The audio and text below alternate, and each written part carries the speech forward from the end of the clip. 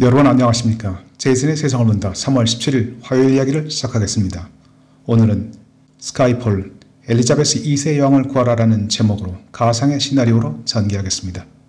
이것은 우한 폐렴을 소재로 한 소설 형식의 가상의 논픽션, 아니 픽션입니다. 브렉시트와 우한 바이러스로 흔들리고 있는 영국, 그리고 앤드루 왕자의 섹스 스캔들과 해리, 메간 와클의 왕실 탈퇴 등으로 위기를 맞고 있는 영국 왕실을 구하기 위한 엘리자베스 2세 여왕과 정보기관의 숨가쁜 움직임을 밀착 추적하겠습니다. 오늘 말씀드린 내용은 제가 운영 중인 네이버 블로그 은하정보부 제이슨의 인터넷에서 만나실 수 있습니다. 시작하겠습니다. 이 내용은 총 1장에서 에필로그까지 10장으로 구성되어 있습니다. 제1장 브렉시트 논란의 한가운데에 선 엘리자베스 2세 여왕. 2019년 8월 28일 엘리자베스 2세 여왕은 총리실에서 보내온 한 건의 문건을 내려다보면서 오랫동안 생각에 잠겼다. 10월 31일로 예정된 영국의 EU 탈퇴, 즉 브렉시트를 앞두고 여야 간에 이미 첨예한 대립이 벌어지고 있는 민감한 시기였다. 지난달 테레사 총리에 이어 총리가 된 신임 보리스 존슨은 EU와 협상에 이르지 못할 경우 10월 말 노딜 브렉시트를 강행하겠다는 입장을 분명히 하고 있었고, 이에 대해 야당은 노딜 브렉시트는 영국에 엄청난 재앙을 가져올 것이라면서 강력하게 반대하고 있는 중이었다. 브렉시트를 두고 찬반양론이 갈려있는 복잡한 시기에 보리스 존슨 총리가 여왕에게 보내온 문건은 충격적이었다. 여왕의 의회 연설 일정을 당초 예정된 9월 3일에서 10월 14일로 무려 6주간이나 연기해달라고 요청해 온 것이다. 의회는 여름 휴회를 마치고 9월 3일 새 회기에 들어선다. 개회식 당일 여왕이 관행대로 의회에서 개원 연설을 하고 나면 의회는 다시 9월 13일부터 10월 8일까지 짧은 휴회 기간에 들어갈 계획이었다. 그런데 총리의 요청대로 여왕 연설을 9월 3일이 아닌 10월 14일로 늦춘다는 것은 의회가 10월 14일에나 정상화된다는 것을 의미했다. 의회가 여름부터 가을까지 5주간이나 내리 문을 닫는다면 브렉시트 문제로 의회가 머리를 맞대고 토론을 벌이기 위해 남은 시간은 2주에 불과했다. 정부가 야당의 반대를 봉쇄하기 위해 영국 군주에게 의회의 정의를 요청한 것은 1948년 단 한 차례였다. 그것도 엘리자베스 2세 여왕이 집권하기 4년 전의 일이었고, 엘리자베스 2세 치하에서는 단 한 번도 일어나지 않았다. 여왕으로서는 정부 여당과 야당 어느 쪽도 선뜻 손을 들어주기 어려운 난감한 입장에 빠지고 말았다. 보리스 존슨 총리의 요청을 수용할 경우 야당은 총리뿐 아니라 여왕을 향해서도 의회 토론을 원천 봉쇄했다며 비판을 쏟아부을 것이 분명했다. 그렇다고 여왕이 총리 요청을 거절할 만한 명분도 딱히 없었다. 법률적으로 총리는 여왕에게 의회 휴회를 요청할 수 있기 때문이었다. 결국 여왕으로서는 어느 쪽을 지지해도 다른 한쪽으로부터 군주의 정치 중립 의무를 위반했다는 공격을 피할 길이 없었다. 엘리자베스 2세 여왕은 결단을 내렸다. 정부 여당의 손을 들어주기로 한 것이다. 1852년부터 시작된 소위 여왕의 연설, 퀸스 스피치 관행에 예외를 두기는 싫었다. 여왕은 1952년 즉위 이후 65번째가 되는 2019년도 의회 개원 연설 날짜를 총리 요청대로 10월 14일로 연기한다고 발표했다. 제1야당은 분노했다. 노동당 일각에서는 브렉시트 연기 논의를 차단하고 브렉시트를 강행하려는 총리의 술책에 여왕이 동조했다고 반발하면서 군주제 폐지 주장까지 들고 나왔다. 야당의 격렬한 반대에 힘입어 런던의 길거리로 뛰어나온 수천 명의 시위대는 헌정 파괴에 쿠데타 반대 팻말을 들고 총리의 집무실에 있는 다우닝가 10번지로 행진을 시작했고, 그날 밤까지 100만 명이 넘는 시민들이 의회 정의 철회를 요구하는 서명에 참여하는 등 브렉시트를 둘러싸고 여론은 거칠게 끌어올랐다. 시위는 8월을 넘어 9월이 들어서도 런던뿐 아니라 주요 도시에서 계속 이어졌다. 그 와중에 9월 24일 영국 대법원은 야당이 제기한 소송에서 총리가 정당한 이유 없이 의회의 헌법적 기능 수행을 방해한 것은 불법이라고 판결을 내렸다. 제2장 왕실에 밀려드는 어두운 그림자. 1926년 4월 21일생, 올해 4월이면 만 94세가 되는 엘리자베스 2세 여왕은 인생의 황혼에서 영국 왕실에 밀려드는 어두운 그림자를 실감한다. 영국 국민들의 왕실에 대한 경외심은 빠르게 옅어지고 있었다. 작년 11월 여왕의 차남 앤드루 왕자는 성접대 의혹이 폭로되면서 여성단체들의 비난이 거세지자 모든 공직을 내려놓을 수밖에 없었다. 앤드루 왕자는 미성년자 대상 성범죄를 저질러 수감됐다가 자살한 미국의 억만장자 제프리 앱스타인과 1990년대부터 친분을 유지 중이라는 것이 화근이었다. 그러나 2020년 새해가 밝기 무섭게 더 큰 폭탄이 왕실을 향해 날아들었다. 해리 왕자와 메간 머클이 1월 8일 시니어 왕실 지위에서 물러나 재정적으로 독립하겠다고 폭탄 선언을 던진 것이다. 엘리자베스 2세는 해리 왕자가 이혼녀 출신의 미국인 여배우 메간 마클과 결혼을 추진할 때도 이를 흔쾌히 지지하고 성대한 결혼식을 허용했을 정도로 해리 왕자에 대한 사랑이 각별했다.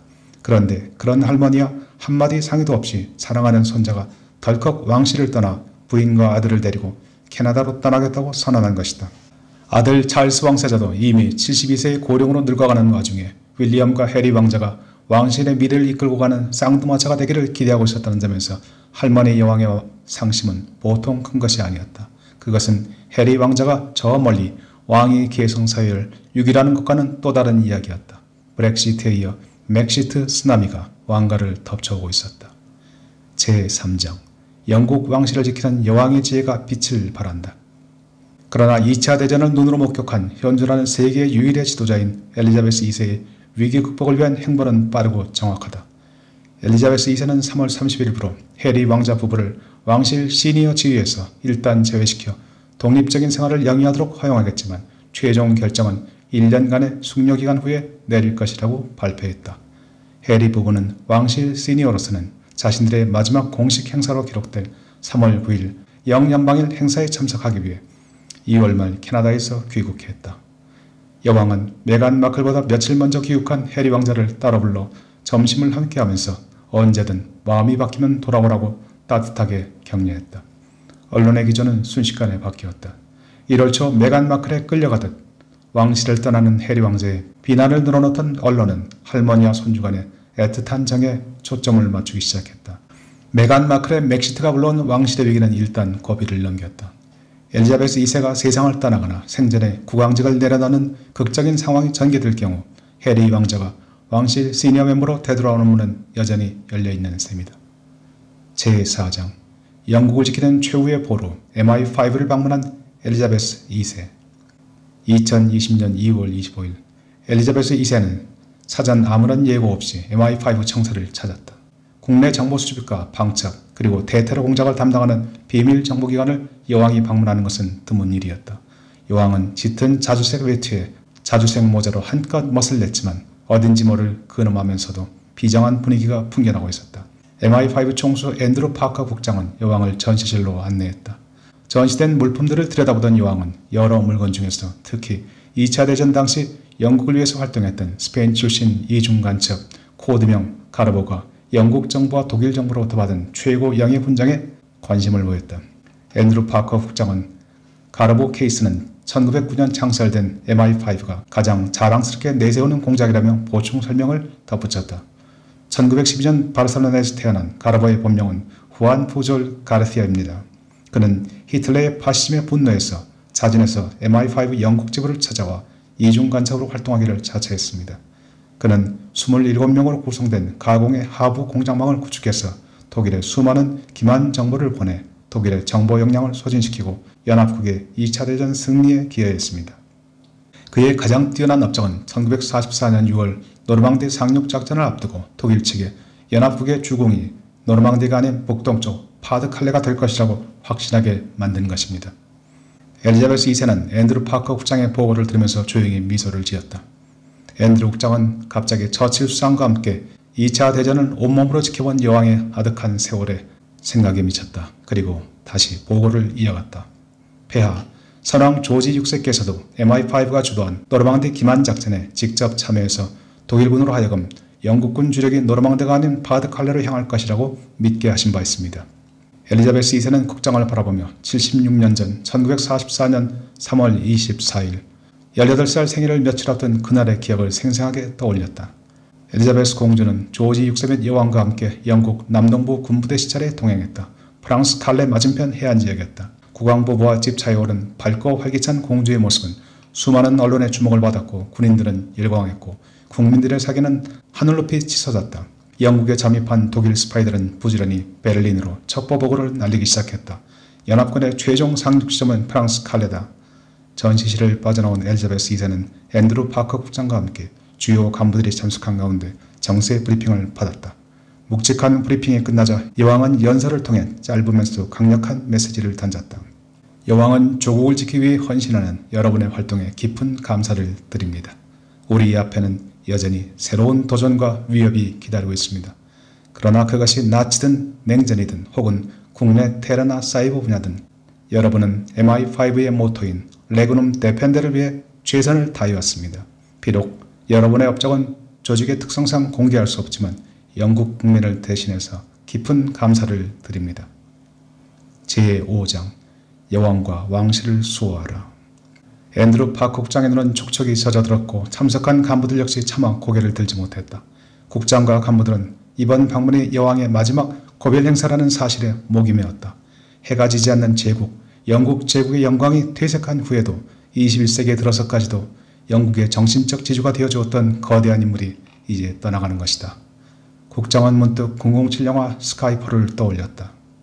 007은 위기에 빠진 상관 M을 모시고 스코틀랜드의 저택으로 피신 악당 실바이렌과 맞선다. 그리고 2012년 런던 올림픽 개막식 당시 실제로 엘리자베스 2세가 007 배우 다니엘 크레이그와 함께 헬기에 올라 개막식 스타디움을 내려보던 환상적이고 웅장한 장면을 떠올렸다. 그렇다. 여왕은 영원한 본드걸이었다. 국장한 여왕이 자신에게 007 역할을 맡아주기를 바란다는 사실에 순간 숨이 멎는 느낌이었다. 그런 여왕이 2012년 찰스 왕세자를 MI5와 해외정보 수집을 맡는 MI6, 즉 비밀정보부, 그리고 신호정보 수집 기관인 정보통신본부, GCHQ 등 정보기관의 대부를 맡도록 한 것이 이런 사태를 이미 예감했기 때문이라는 것을 비로소 느꼈다. 그리고 2018년에는 윌리엄 왕세존이 무려 3주간이나 MI5, MI6, GCHQ를 돌며 정보와 방첩 업무를 직접 둘러보도록 한 것도 미래를 대비하기 위한 여왕의 선견지명에서 나온 것이었다. 지금 영국이 흔들리고 영국 왕실의 위기를 맞고 있다. 청사를 떠나는 여왕의 뒷모습을 향해 앤드루 파커 국장은 소리 없이 레그눔 데펜더를 외쳤다. Defense of the Realm, 왕국의 수호를 의미한다. 영국은 MI5에 영국과 왕실, 특히 젊은 윌리엄 왕세손에 대한 충성과 보호를 당부하고자 어려운 발걸음을 한 것이었다. 그날 저녁 국장 주재로 열린 회의에는 핵심 간부들이 모두 참석했다. MI5 간부들은 왕실 보호작전에 총력을 기울이기 시작했다. 먼저 현 상황에 대한 분석 작업에 나섰다. 노동당을 중심으로 한 군주제 폐지 움직임이 자칫 우한 폐렴으로 인한 패닉 현상과 겹칠 경우 언제든 대규모 폭력 시위가 발생할 가능성이 제기되었다. 코로나 바이러스가 계속 확산될 경우 극심한 사회적 불안과 생필품 부족으로 런던 시내가 폭동에 휩싸일 경우 총리 집무실에 있는 다우닝가 10번지는 물론 버킹엄 궁전의 안전도 장담할 수 없다는 것이 지배적이었다. 특히 여왕 내외와 찰스 왕세자 내외가 모두 90대, 70대의 노령으로 바이러스의 위험에 노출될 가능성 역시 신중하게 고려해야 할 요소였다.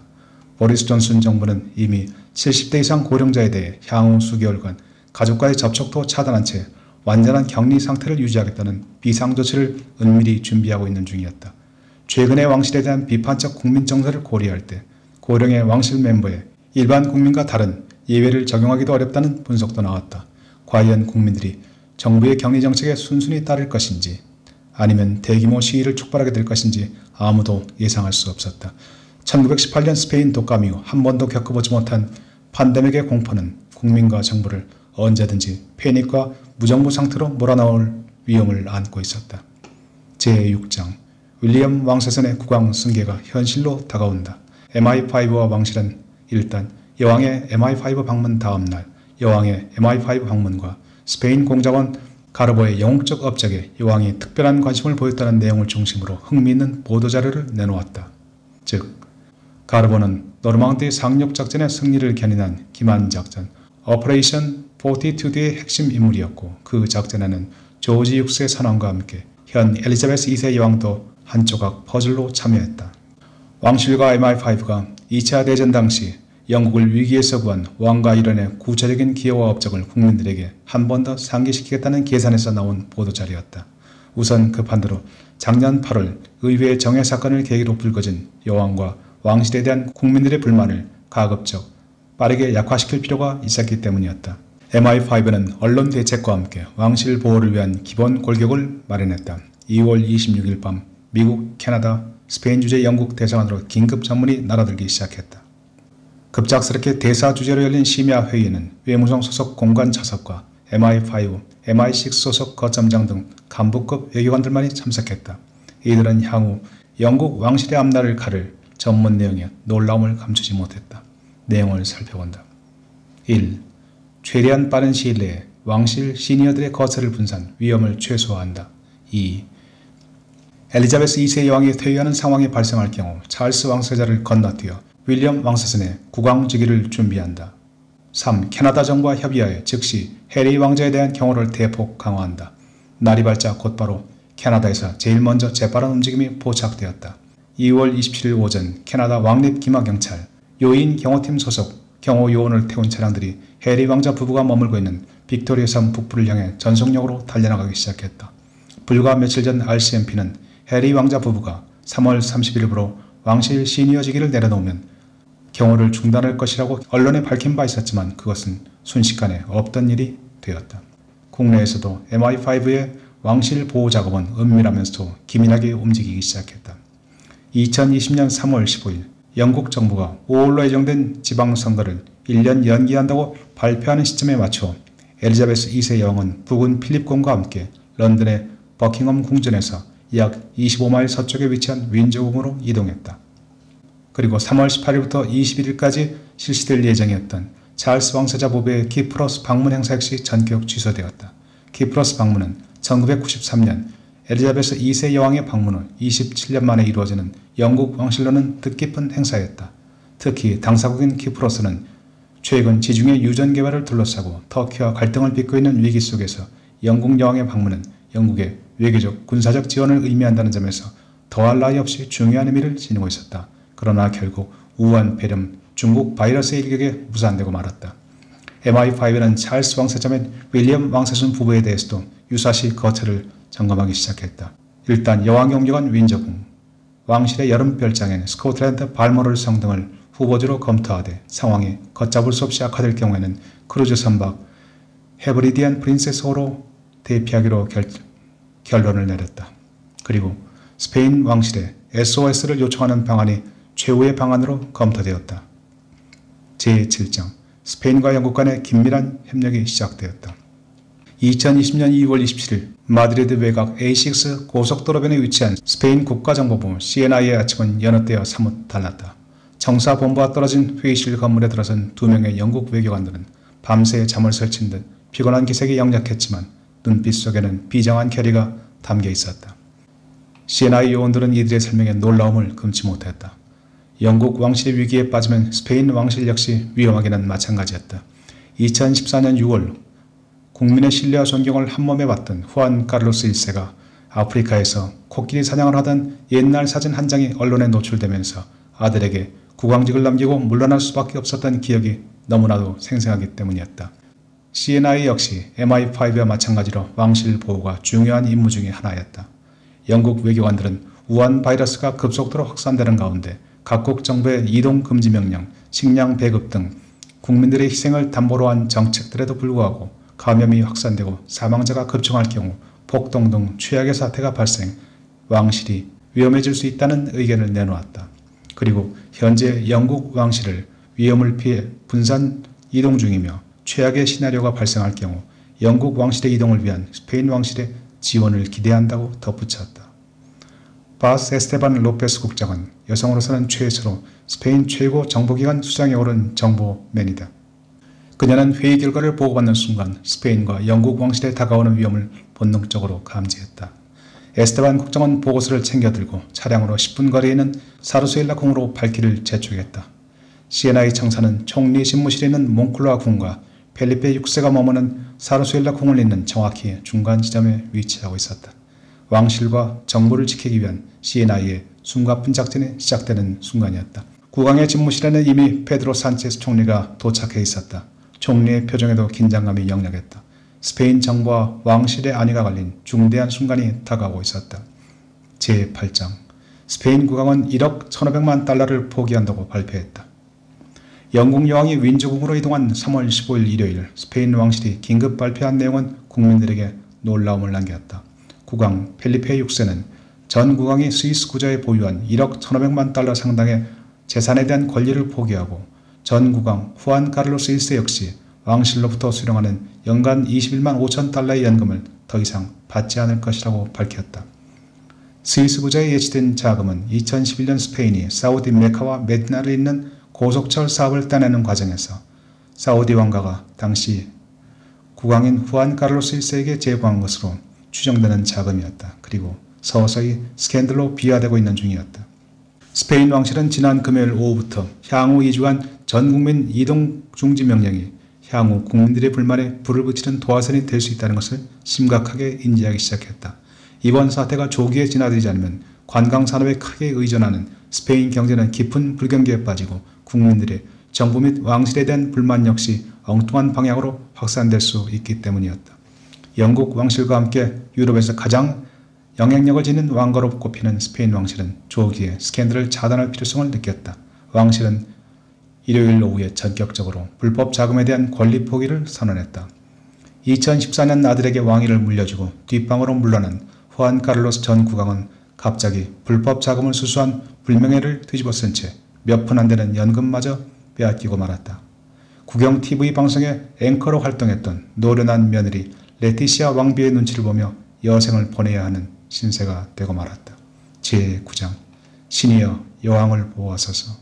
영국 보리스 존슨 정부는 이탈리아와 스페인 등 유럽 각국에서 중국 바이러스가 무섭게 확산되는 점을 감안해서 수일 내로 70세 이상 모든 국민을 대상으로 4개월간 강제 격리 정책을 발표할 예정이다. 일단 격리에 들어가면 가족과의 접촉도 금지되고 정부가 생필품을 직접 공급할 예정이다. 영국 정부는 이탈리아나 스페인의 지역을 대상으로 한 격리 차단 대책은 이미 지역 감염이 광범위하게 확산된 상황에서 효과를 거두기 어렵다는 판단을 내렸다. 이에 따라 휴교령도 내리지 않고 감염 검사도 병원에서만 실시하고 일반 국민을 대상으로는 실시하지 않겠다는 방침을 밝혔다. 즉 감염을 억지로 막지 않고 오히려 집단 감염을 방치, 장기적으로 집단 면역을 유도하겠다는 방법이다. 영국 정부는 국민의 60%가 감염될 경우 집단 면역이 효력을 발생해서 바이러스가 자동으로 소멸될 것이라는 가설에 의존하고 있었다. 이 과정에서 감염에 취약한 70대 이상 고령자에 대해서는 무차별적인 강제 격리 조치를 취하고 병원의 제한적 검사를 통해 의료 역량을 보존하겠다는 입장이다. 집단 면역은 고령자 등 취약계층의 막대한 희생, 즉 수많은 죽음을 전제로 한다. 만일 검증되지 않은 정부의 실험이 실패로 돌아갈 경우 국민들의 불만과 정부에 대한 불신이 팽배해지리라는 것은 불을 보듯 분명하다. MI5는 보리스 존슨 정부의 집단 면역 정책에 실시될 경우 최소 4개월간 엘리자베스 2세 여왕과 찰스 왕세자 역시 격리된 채로 국정에 참여할 수 없게 되는 최악의 상황을 가정한다. 이 경우 윌리엄 왕세자의 국왕 승계는 불가피하고도 자연스러운 선택이 된다. 그러나 윌리엄으로서는 설령 아버지 대신 국왕이 되는 행운을 거머쥔다 해도 세상에서 가장 쓸쓸하고 조용한 국왕 죄식을 거행해야 한다. 에필로그. 엘리자베스 2세 여왕은 어쩌면 마지막이 될 MI5 방문을 통해 윌리엄과 해리 왕제의 안전과 왕실의 보존을 당부했다. 윌리엄은 영국에서, 해리는 캐나다에서 각각 왕실의 계보를 이어나가야 한다. 보리스 존슨 정부의 실험이 실패로 돌아가고 영국이 돌이킬 수 없는 상황에 직면해서 윌리엄 왕자마저 위험에 빠진다면 바다 건너 해리 왕자가 영국으로 돌아와야 하는 또 다른 시나리오 역시 준비해 두어야 하기 때문이다. 해리 왕자와 메간 마클은 아들 아치와 함께 밴쿠버 건너 빅토리아 섬에서도 한적한 북쪽 노스사니츠에 일단 둥지를 틀었다. 런던에서 밴쿠버 공항으로 와서 비행기를 바꿔 타고 빅토리아 공항으로 향하는 번거로운 여정이다. 해변과 숲이 아름답고 프라이버시 때문에 선택했다지만 밴쿠버 최고의 부자들이 몰려 사는 웨스트 밴쿠버 지역에도 프라이빗 해안과 울창한 산책길, 세련된 부티크와 최고급 레스토랑은 널려있다. 그러나 밴쿠버 건너 섬나라 빅토리아 노스사니치에는 아무도 오지 않는다.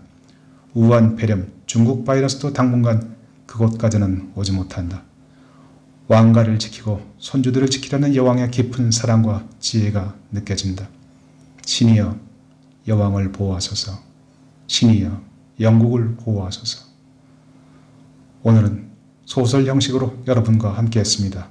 이 내용은 제가 운영 중인 네이버 블로그 은하정보부 제이슨의 인테런트에서 자유롭게 퍼가실 수 있습니다. 여러분 감사합니다.